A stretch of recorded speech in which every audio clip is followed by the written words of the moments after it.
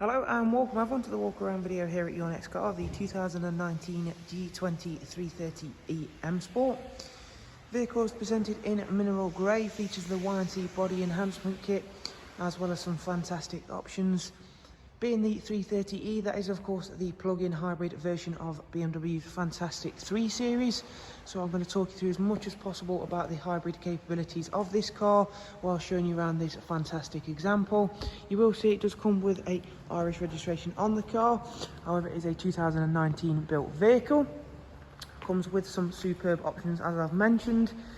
Now the G20 version of the 330e does have some great advantages over previous shape of the 330e.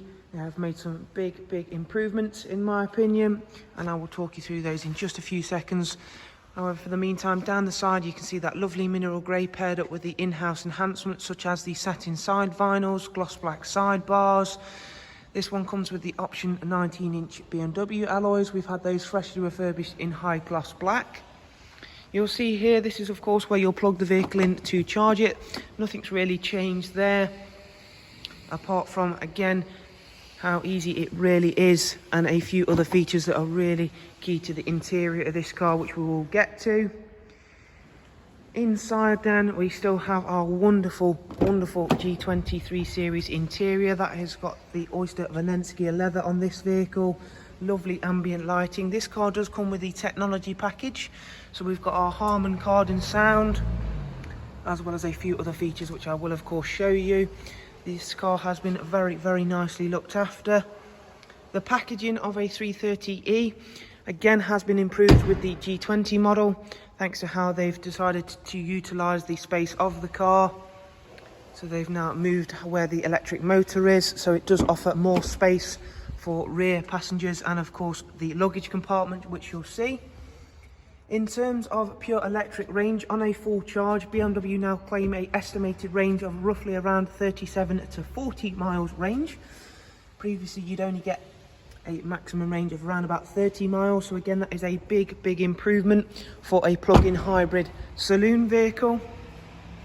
And bearing in mind the amount of technology that's packed into these cars, that is really nice to have. Charge time stays roughly around the same, a little bit longer, does take around about 3 to 4 hours from stone dead flat, and again that will vary on where you are charging from, as does the running time of your pure electric drive. We've got front and rear sensors with a reversing camera of course. There is that boot space. Now again you still do have to make a little compromise with your boot space, because of course we do have stored batteries and all of the other items that do come along with it. BMW supplied charging cable, as you can see it's really nice and simple. 3-pin socket will plug into anywhere. I have had this car on charge whilst I've been photoing it, so if you want to have a look at that, how easy it is, please do refer to the pictures. You can drop this part down here, again just giving yourself that little bit more room. As I was mentioning, they have made sufficient headway into making it that little bit more spacey.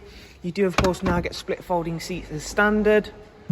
You can see those huge Harman Kardon speakers up here on the parcel shelf. That's going to be really nice to have, especially on your Edrive vehicle. They are of course designed in mind to the fact that you do still want the luxuries of an everyday car, but of course all of the benefits of a plug-in hybrid vehicle. Again, just drop that down for you so you can see that. Really lovely interior on these vehicles. Highly recommend them very much. Right over the side then, we'll go through and take a seat in just one moment. There you can see that lovely live cockpit already. It does differ slightly on the eDrive models, as I'll explain and show you in just one moment. So we'll get the car started up. Drop that down. You'll hear the petrol engine start up, as it does need a full charge, which I am going to do in a moment once I've finished here. So you can see that lovely map view in the centre.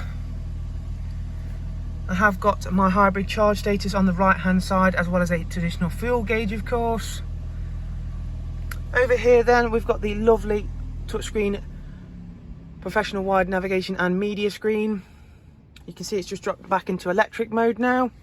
If we click into the map view, something I really do like about these newer systems is the fact it will highlight not only traffic areas, but it will also give me information about charging stations. As you can see here, so that's fine. There's 3 quite close to one another near to where I am. If I click into those, I can find out about information, I can save it as a favourite, I can start route guidance to that. I can also find other information about that.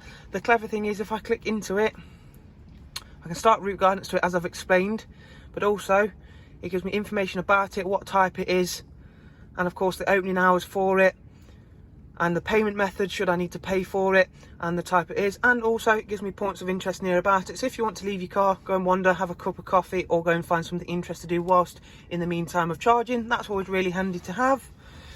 As I mentioned, the car does come with a rear camera as well as front and rear sensors, so again, keeping in mind that this car does have handy useful features you do want. It's not been skimped on, bearing in mind it is a plug-in hybrid. Some of them you'll buy and they've got nothing apart from the bare bones essentials.